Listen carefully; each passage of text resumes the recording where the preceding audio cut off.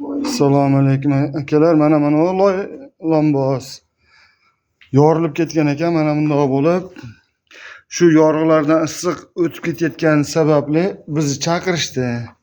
Pena lambos qilib bergani. Xudo xolasa mana keldik.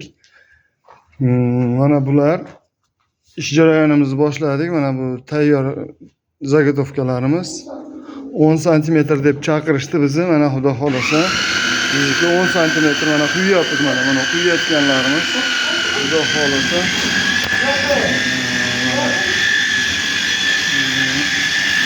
mana ish jarayonimiz mana shunday qilib mana tayyorlash holati.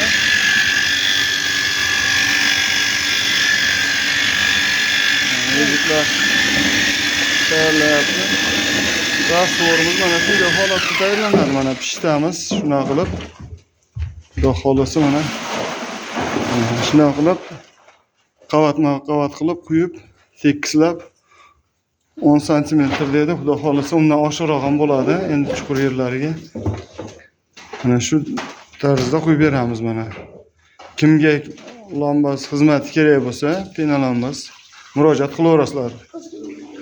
Xudo xolasa pastga nomerlarimizni qoldiramiz. Xizmatlardamiz.